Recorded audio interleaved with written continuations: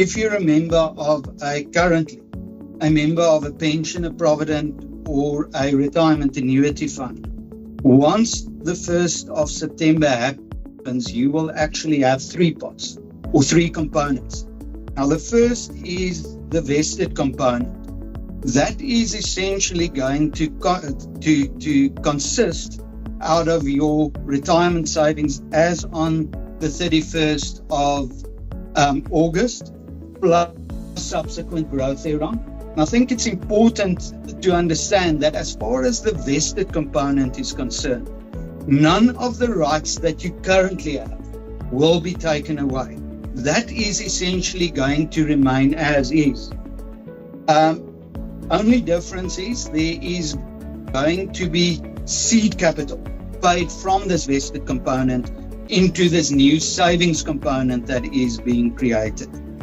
So coming back to the savings component, as from the 1st of September 2024, all contributions that you make towards a retirement fund, 1/3 of those contributions will go into the savings component.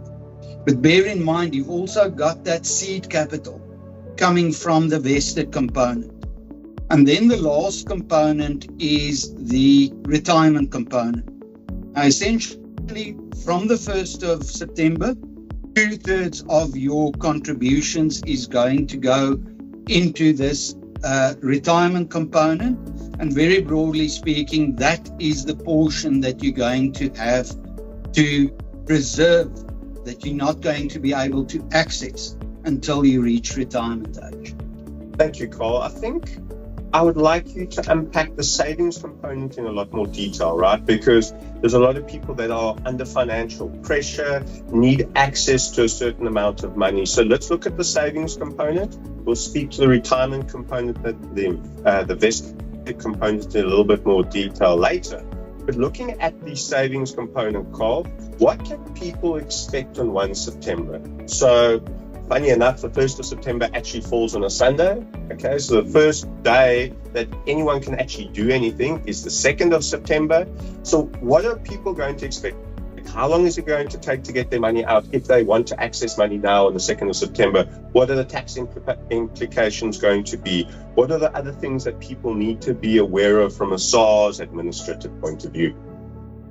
Andrew, I think the first very, very important aspect to understand as far as the savings component is concerned is the seed capital that's going to be paid into it. So this is as a result of a lot of negotiation between government and the unions, where the unions said, look, you're going to create the savings component, but you need to give our members something to start off with. So a lot of negotiations, etc. At the end of the day, it was decided that your seeding capital that you're going to get from this vested component is going to amount to the lower of 10% of your current savings as at 31 August 2024, or 30,000 Rand. So to give a simple example, if your retirement savings in a fund at 31 August 2024 is 200,000 Rand. 10% of that is 20,000. It's less than the 30,000 maximum. So in that example, you're going to get 20,000 Rand seeding into the savings component. If your retirement savings in a fund is, for example, R1 million on the 31st of August, 31st of August, your 10% of that will be 100,000 Rand. But the seeding capital is not going to be 100,000 Rand. It's going to be that maximum of 30,000 Rand. So bear in mind, this is the savings amount in that savings component that you can access, that you're going to start off with. But then that amount is going to be increased by 1/3 of your contributions that you make going forward from the 1st of September. So I think one of the misconceptions that's out there is that you are only going to be able to withdraw 30,000 Rand from that component. That is not correct. You're going to have that initial seed capital that's paid into it. That might be, depending on your fund value, be 30,000 Rand or less. But then as you contribute, that savings component is going to grow. And there is no limit on the amount that you can take out of that savings component, other than obviously the value in that savings component. Second thing to understand, I think that's quite important to understand, is there is a minimum. So the minimum amount that you can withdraw from that savings component is 2,000 Rand. Other very important aspect is that you are only going to be able to withdraw from that savings component once per tax year. So if we speak about a tax year, it's once between the 1st of March of the one year and the end of February of the following year. I think that is important to understand. It is not limited to 30,000 Rand. Carl, can I interject there? Yes. So you've given us a lot of information there. Do you mind unpacking the scenario where, for example, let's use myself as an example, I'm contributing to a work retirement fund, but I might have a preservation fund and an RA. What happens with each investment vehicle and the seeding to the savings component? Am I going to have multiple bites at the cherry in my different investment vehicles? Absolutely, Andrew. So this 10% or 30,000 Rand, whichever is the lesser, is going to be applied per fund. So if you, for example, have a pension fund and you have a retirement annuity fund, that formula is going to be applied to both funds, and you're going to be able to withdraw once a year from both funds or from one fund, depending on your choice. And it doesn't have to be at the same time. It gets a bit more intricate than that, in that if you sit with more than one policy in a retirement annuity fund, for example, the seed capital is going to be calculated not for the whole fund, it's actually going to be calculated per policy. And again, you're going to have multiple bites once per year per policy in that fund. Carl, let's speak tax now on the savings component. I think a lot of people will need to access money for good reasons. Okay, not that we advocate that people access retirement funding, but there might be a need. What's the tax implication going to be, and what sort of experience should people on the street expect with regards to turnaround times, etc.? I think, Andrew, that's quite an important question. So coming back to the tax implications of withdrawing. If you withdraw from the savings component, whatever you're withdrawing is going to be added to the rest of your income. So it's going to be taxed as part of the rest of your income. So think of it, an analogy is if you get a bonus once a year, that bonus is added to your normal income and it is taxed as such. Now, in this instance, it's going to be treated exactly the same way. And I know one of the misconceptions out there, and one of the question that's constantly being asked is, why am I being taxed on this? This is the one argument that I heard is that this is after tax money. Now, that is not correct, because when you contribute to a retirement fund, you actually get a tax deduction. The reason why you get that tax deduction is obviously government trying to incentivize you to save for retirement. So it just makes sense that if you got that tax deduction to save and you're now withdrawing that same amount, that you will be taxed on it. So I think that is very, very important to understand. The second thing that I think people should really take note of is the fact that SARS has issued a press release. So very important, when you apply to withdraw from the savings component, the fund administrator has to apply for a tax directive from SARS. SARS will then tell the fund administrator how much tax to deduct.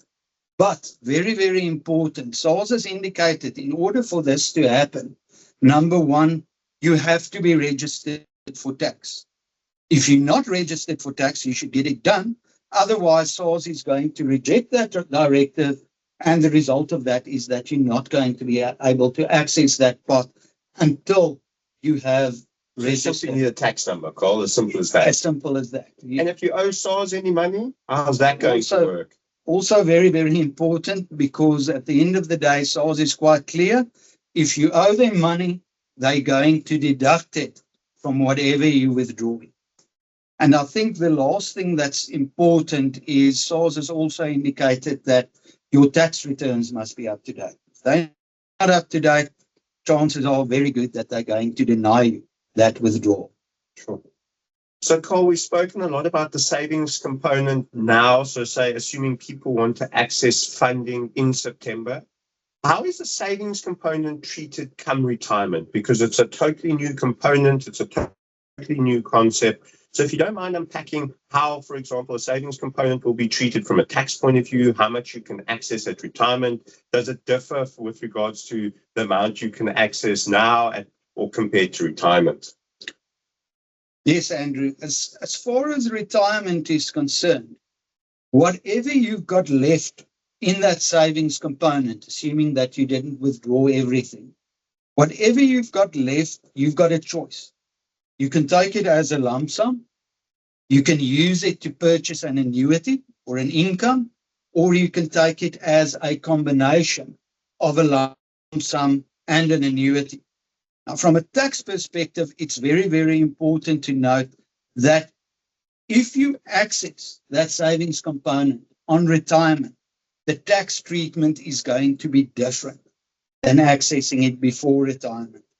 If you access it on retirement, there are specific tax tables applicable to retirement fund lump sum benefits that is taxed, I think, in the bigger picture more favorably than your normal tax. To give an analogy or a comparison, people paying tax on normal tax could pay up to 45% tax, whereas this tax table, depending on how much you take, the maximum tax rate is 36%. So there's that 9% difference. Just important, this tax table that's applicable to lump sums that you take at retirement is cumulative over your lifetime. So previous lump sums that you had taken is going to have an effect on your ultimate tax liability. But important, not previous savings withdrawal benefits that you took from the savings component before retirement, because that is taxed as normal income. It's not going to have an effect on lump sums that you receive at retirement. Perfect, Carl. I think we've spent a sufficient amount of time on the savings component. I'd like to move over to the retirement component, Carl. And in my mind, like you said, 2/3 of your monthly contribution is going to go into the retirement component. Simply put, you can't touch that money until you reach retirement. So what actually happens at retirement? And is it actually true that you can never touch the funds that are held within the retirement component? Okay, Andrew, I think here we need to distinguish before retirement and at retirement. Before retirement, very generally speaking, the general rule is no, you can't touch it. You've got to preserve that for retirement. There are two exceptions to that rule. And the one is if you leave South Africa and you cease to be a South African tax resident for 3 years. After 3 years, you can then access that. The other example, the other instance that goes hand in hand with that before retirement is if you were only working temporarily or visiting South Africa and for some reason join the retirement fund and your visa expires and you leave South Africa, then you can also access it. But before retirement, that's essentially the only instances where you can touch your funds in that retirement component. Would you like to just unpack the tax implications if you had to withdraw? The tax implications, if you are withdrawing from this retirement component before retirement, is different than accessing the savings component. Remember, it's a lot more limited. If you access this retirement component in those rare instances before retirement, there is again a specific tax table applicable to retirement fund lump sum withdrawal benefits. And it differs from that tax table that's applicable when you retire. It's a bit more punitive. The tax scales are a bit different. So essentially, you get taxed more on that. It's a very, very specific tax table applicable there. Perfect, Carl. So now the retirement component, I fast forward how many years? Give myself 30 years, I retire. What can I do with my retirement component now? How can I invest it? And I assume I can't access any cash. Yes, Andrew, yes, that is the general rule. You're quite correct. So the general rule is once you reach retirement with this retirement component, you can only use those funds to purchase an income. So general rule is you can't access it as a lump sum. So income being a living annuity or a life annuity. Life annuity, correct. But as it is with legislation, you've always got the rule, and then you've got the exceptions. And in this instance, again, there are two possible exceptions. The first one is if you were a member of a provident fund on 1 March 2021. 1 March 2021 is the date on which the forced annuitization became applicable. T-date, they refer to it, to provident funds. But everything that you contributed before the 1st of March 2021, plus growth thereon, you are able to access as a lump sum. Now, just bear in mind, obviously, this is going to be in your vested component that we're going to chat about. Retirement component, general rule, you can only access it as an income, except if 2/3 of the value of your vested component, so we're going to speak about the vested component now, if 2/3 of that value plus the full value of your retirement component does not exceed 165,000 Rand, then you can take that retirement component as a lump. And that lump sum will naturally be taxable as per the retirement tax tables. Correct. So that's the 550,000 tax-free, etc. Yes, that's that table I spoke about first, and that table is essentially applicable to any lump sum that you receive on retirement. Of course, where you're allowed to receive that lump sum. So, Carl, let's speak about the vested component now. And going back about a year, we sat down with a couple of colleagues and actually unpacked the two-pot system. And it's quite, I'm not going to say funny, but trivial to say that the two-pot system is actually the four-pot system in some circumstances. So maybe just once again, explain the vested component, that no rights will be lost, and then also speak to 1 March 2021, because I think that's very, very important, that a lot of people have forgotten about 1 March 2021 benefits before that are obviously ring-fenced, and then your benefits that are actually ring-fenced in the other component or pot of the vested component. Yeah, Andrew, again, a very important point. I think, again, misinformation was that government is going to take your money, you can't access it anymore.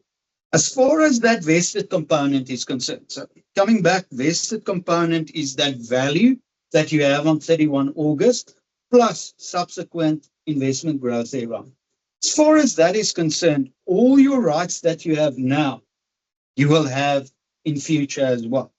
So, where we're speaking about having access to that vested component before retirement, it is exactly the same as it currently is. So as it currently is, it is going to depend on which fund you're invested in. If it is a pension or a provident fund, you've still got access to that vested component should you resign or be dismissed from employment.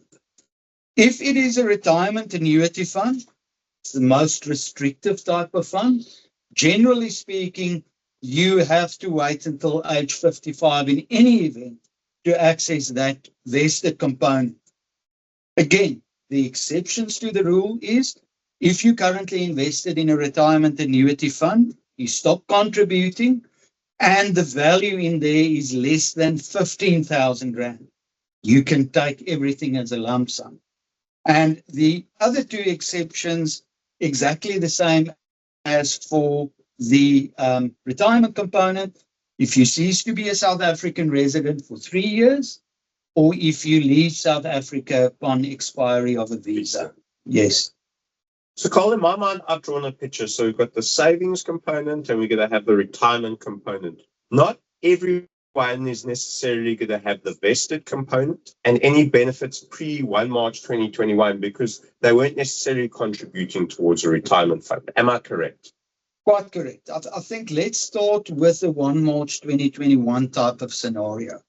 1 March 2021, as I said, was the date in which annuitization, or to put it in more simple terms, which the Provident Fund situation changed, where you couldn't anymore access the full amount at a lump sum at retirement. But remember, government can't take away your existing rights. So again, that value on 1 March 2021, plus subsequent growth thereon, is still available as a lump sum. You still have that right in respect of the 1 March 2021 lump sum. So I think, but that is only if you were a member of a Provident Fund on 1 March 2021. So let's go down that road, Carl. So now let's just think of someone that was 55 years or older on 1 March 2021. How are they, those investors sitting in Provident funds, how are they impacted by the two-pot system moving forward? I think also very important to understand this specific, because this is actually one of the exceptions to the two-pot system. And that is members of Provident funds, number one, who were 55 years or older on 1 March 2021. When the legislation surrounding Provident funds specifically were changed, government said, if you're 55 years or older on 1 March 2021, and very important, you remain a member of that fund until you retire, you can actually, at retirement, take the full amount as a lump sum. So those rights are still ring-fenced. It's not going to be taken away from you. But that means that, generally speaking, you will not partake in the two-pot system. So you can go on as it is. Once you then reach retirement age, you can take the full amount as a lump sum, unless you wish to opt in on the two-pot system. Now, such members of Provident funds who were older than 55 on 1 March 2021, they've got a year from 1 September 2024 to opt into the two-pot system. Now, if they decide to opt into the two-pot system, the two-pot system then essentially becomes applicable to them at the end of the month in which they opt in. So at the end of the month in which they opt in, the fund administrator will go back to what their fund value was on 31 August 2024. They will apply that same formula, 10%, but limited to 30,000, and that will go into the savings component. From that point on forward, the month following the month in which you make that election, 1/3 of your contributions are going to go into the savings component, 2/3 are going to go into the retirement component. But that lump sum or that vested part that you've got there, minus the seeding capital that was deducted, plus the growth on that amount, is still available as a lump sum on retirement. So once you reach retirement, that vested component in that example will be fully available as a lump sum. Obviously, what you've since then built up in the savings component, also available as a lump sum. What you've built up in the retirement component, you will have to use everything to purchase an annuity or an income, unless that value is 165,000 Rand or less, then you can also take that as a lump sum. Perfect, Carl. So now let's paint another scenario.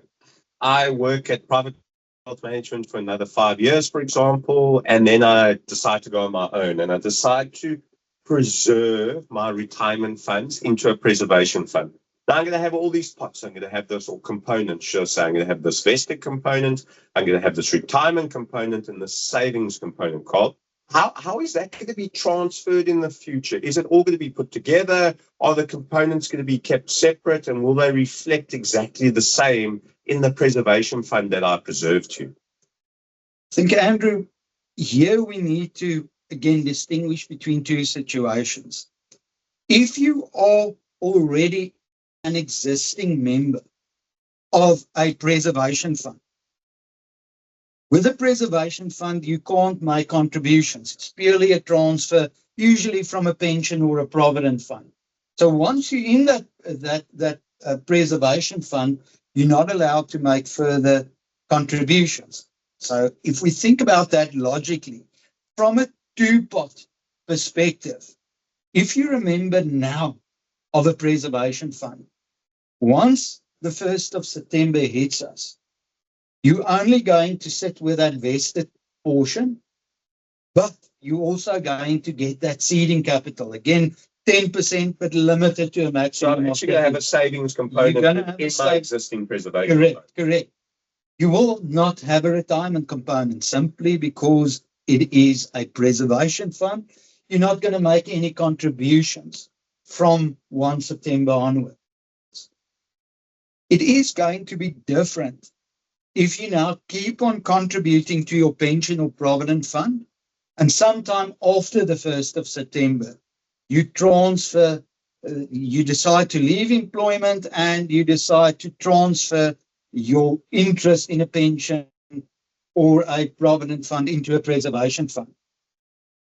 The general rule, again, is that if you do it at that stage, remember, now you're going to have all three components. You're going to have a vested component, you're going to have a savings component, you're going to have a retirement component.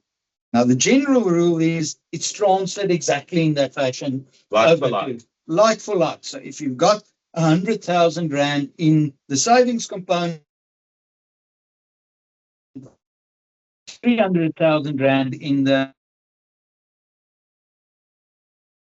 and 400,000 Rand in the vested component, it's going to look exactly like that once it goes over to the preservation fund. You're going to have 100,000 in the savings component. You're going to have 300,000 in the retirement component. You're going to have 400,000 in the vested component. But should you wish to do so, you can transfer, once you do that transfer, from the savings component that you currently have into the retirement component of the fund that you're transferring to, or from the vested component into the retirement component.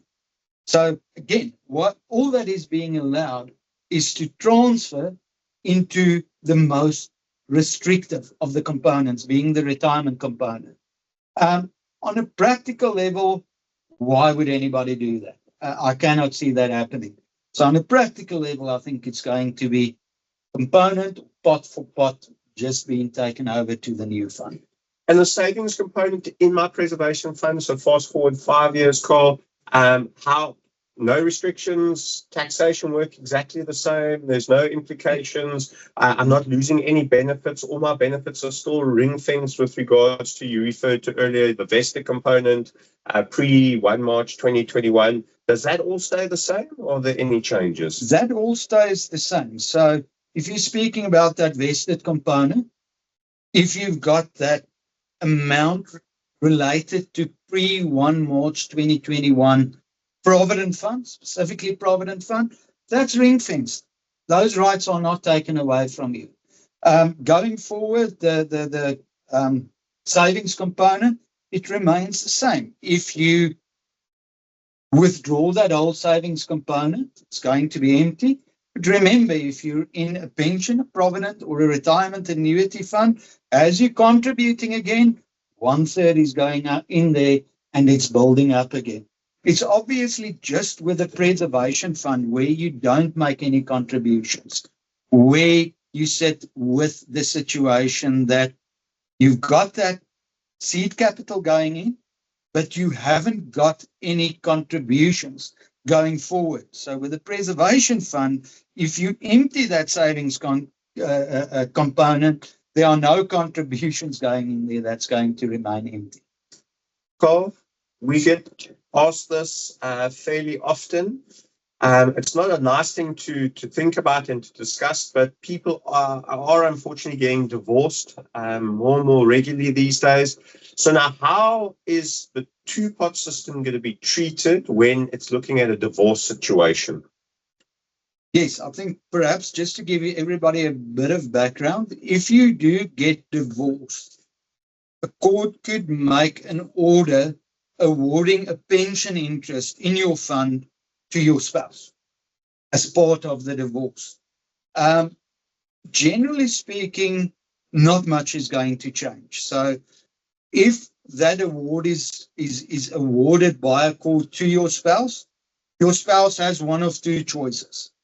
Take the full amount in cash and pay tax thereon, or transfer it tax-free to a fund of which the spouse is the member. Now, as far as the two-pot system is concerned, should the spouse exercise that option to transfer it to another fund, it will again be transferred in that same proportion. So again, a simple example. Let's say your savings component is 100,000 Rand, your retirement component is 300,000, and your vested component is 400,000. If your spouse elects to transfer it to a fund, and let's say he or she was awarded 50% of that value, 50% of the 100,000 in the savings pot will go into the spouse's savings pot, 150,000 of the 300,000 Rand retirement component going to the spouse's retirement component, and 200,000 of the 400,000 Rand vested component will go into the spouse's vested component. One thing that is important to understand, there is obviously this fear that somebody realizes that he's going to get divorced and quickly goes and he empties the savings pot so that the spouse couldn't touch that. One of the provisions where the Pension Funds Act is amended in this regard is once a fund is notified by either the person who's the member of the fund or the spouse that divorce proceedings have been instituted, summons has been issued for divorce, they are going to put a hold on that savings component, and the person is not going to be able to access that savings component unless the spouse gives permission or unless the divorce is finalized. Carl, another thing that keeps on popping up on our radar is older generation products, call it legacy products. How are they going to be treated and looked at under the two-pot system? Yes, Andrew, if we speak about legacy products, we are specifically speaking about retirement annuity funds. Now, there are older generation products. These are typically products that they usually have life insurance attached to them. And due to their construct, their product construct, it was not possible to convert those type of policies to conform with what the two-pot system is trying to achieve. So generally speaking, those type of products, those legacy retirement annuity policies, are not going to be subject to the two-pot system. It is going to remain as is, unless time is very short now. you contact your fund and opt to change into a newer generation product before the 1st of September. But just bear in mind the newer generation products don't have life assurance, for example. So if you're going to do that, yes, you're going to be able to take part in the two-pot system, but you might lose that additional life cover or disability cover. Just perhaps another point that is important there. This is only applicable to these older products if it was issued again before the 1st of September. Yeah. So, Carl, let's go back to Basecamp now. Savings component. I know you've been involved in a lot of work groups. Okay, and I just want to now paint a realistic picture to everyone on the call with regards to timelines. I said the 1st of September is on a Sunday. 2nd of September is on a Monday. How long do we think, number one, realistically it's going to take if people need money? When do they expect money? What sort of, where could we expect delays? It could be from an administrative point of view. It could be from a SARS point of view. But I just want us to set an expectation, a realistic expectation with everyone on the call today. Andrew, yes, I think the starting point again, make sure that your tax affairs are in order. Otherwise, it's not going to happen for you. But let's say everything is in order.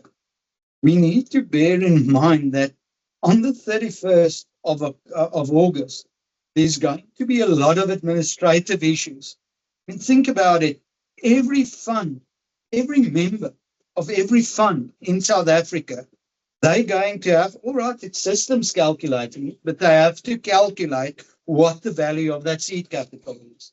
So that is the first issue. The second issue is, remember, I said if you apply, SARS has got to issue a tax directive instructing the fund how much tax to deduct. So if there are going to be a lot of applications for this, as we expect it would be, obviously it's going to place a lot of stress on the SARS administrative system. Andrew, to answer your question, very difficult to say. The predictions that I've heard out there was, even if everything is in order and you apply on the 2nd of September, which is a Monday, don't expect anything for at least until the 16th of September. So especially at the beginning, it is going to take a bit of time, and also just to sort out all the teething problems. So a good couple of weeks, plain and simply. Correct. Carl, we've gone through a lot of detail. We're about 45 minutes into the session already, so time has flown. So what I'd like to do is just open up to the audience and just see if there's any questions that have come through. I see there is one question that has come through. So, Carl, what happens if you are retrenched in a tax year? Okay, let's just say you're retrenched now in October, for example, and you have not claimed from your RA, but you do have a tax number, but not an active contributor to tax. So I suppose not being it, so obviously falling under the tax threshold, I would assume, Carl. So you are retrenched, okay, and you have not claimed from your RA. So I think the key thing is to understand that if you retrench, what are the implications? Can you access the funds from your RA or not? Yes. Remember, currently, I'm speaking about pre-two-pot.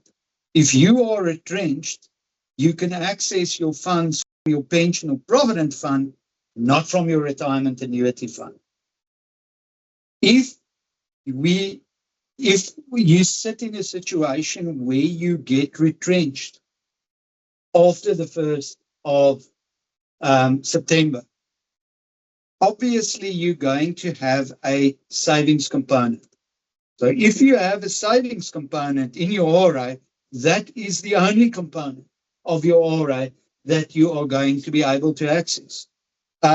In your pension fund, you're going to be able to access your savings component and your vested component. But remember, very important,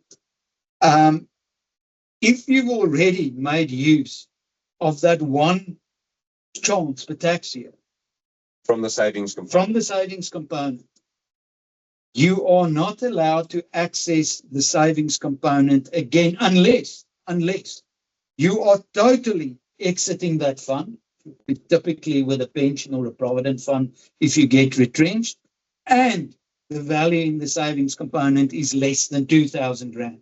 That's the only instance where you get a second bite at that cherry as far as the savings component is concerned. I think the second question relates to it's more tax administrative in nature.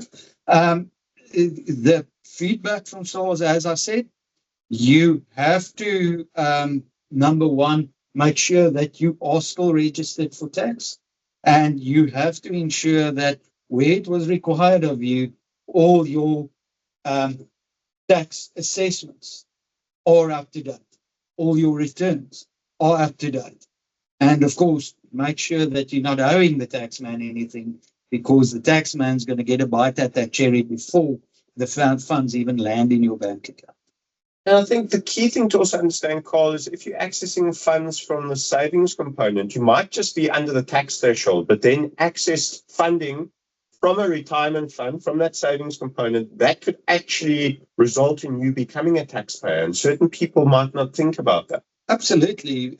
Remember, your annual tax that you pay is based on tiers. If you're under a certain threshold, depending on your age, you don't pay any tax, simply because there are certain tax rebates. But now if you access the savings component and it pushes you over that threshold, for that portion that goes over the threshold, you are going to start paying tax. And that is what the directive is for. Perhaps in that regard, SARS has indicated that there will be a tax calculator available on the SARS website, where you can go and do a simulation to see, if you access the savings component, how much tax am I going to pay? But remember, that tax calculator is going to depend on the information that you put in there. So if you put incorrect amounts in there, you're not going to get a realistic view of the tax that you're going to pay if you withdraw from the savings component. Paul, like I said, we've gone through the two-pot system in a lot of detail now. Are there any other issues that you would like to highlight, that you would like to speak to, that we might not have touched on? Yeah, I think that one other issue where I've picked up there's a bit of confusion is one of the exclusions for the two-pot system is relates to pensioners. So if you have already retired from your fund, you've already received a lump sum, you're busy receiving a pension, obviously you cannot partake in the two-pot system. But I think where the confusion comes in, you sometimes might have somebody that has retired from a pension fund, is already receiving an annuity income from that pension fund, but is still a member of a retirement annuity fund. Now, even though you're a pensioner on the one side, as far as the RA is concerned, you're pretty much still not retired. And with that RA, you will still have all those rights in relation to the two-pot system. Carl, there's one more question that's come through, which I think is a really interesting one. So a member of a preservation fund previously made their one withdrawal from the preservation fund. So obviously didn't fully withdraw. There's still a value invested in that preservation fund. There's going to be this whole seeding, okay, from the vested component to the savings component. Moving forward, taking into consideration that let's use me as an example, I'll take my one withdrawal. Will I be able to access money from my savings component after 1 September? I think perhaps just to explain to our listeners, if you go into a preservation fund before you've reached retirement age in a pension or a provident fund, under the current situation, you've got one withdrawal. It could be anything from a small portion to the full amount, but you've got that one withdrawal that you can take. Once you've taken that withdrawal, you have to wait until you retire, unless, of course, you cease being a South African resident for 3 years. But now, if you have made that withdrawal, one withdrawal, under the current scenario, you don't have any access before you retire. Once the 1st of September happens, you're going to have that seeding capital, which will be that 10% of your fund value, whatever's left in that fund, limited to 30,000 Rand, that's going to go into your savings component. And that you can access going forward once every tax year. But bear in mind, again, it is a preservation fund. So you're going to get maximum that 30,000 Rand seeding. If you leave it for a while, yes, that 30,000 Rand will grow. But once you've exhausted that from the savings component, you're not contributing to a preservation fund. So once you've exhausted that, then that would be no access until you retire. Perfect, Carl. There's no more further questions coming through. So from our side at Private Wealth Management, just a very, very big thank you, Carl. It's been very insightful, and thank you for your words of wisdom. To everyone on the call, a very big thank you for joining us this evening. Please do connect with us via email. You can also send us a personal message via LinkedIn or other platforms like Facebook. But yeah, just a very big thank you for joining us this evening. Carl, once again, very insightful, a lot of information.